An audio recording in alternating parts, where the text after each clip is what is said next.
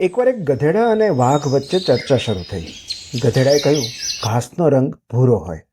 વાઘે કહ્યું, ઘાસનો રંગ લીલો હોય. બંને પોતાની વાત પર અડી ગયા અને ચર્ચા ઉગ્ર થવા લાગી.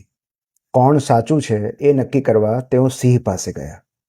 ગધેડાની વાતને સમર્થન આપતા જંગલના રાજાએ કહ્યું, બરાબર છે, ઘાસનો રંગ ભૂરો હોય.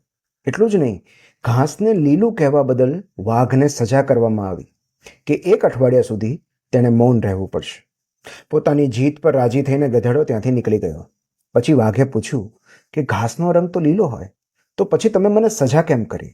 સિંહે કહ્યું, આ સજા એની છે કે તારા જેવો બુદ્ધિશાળી એક મૂર્ખ સાથે દલીલમાં ઉતર્યો.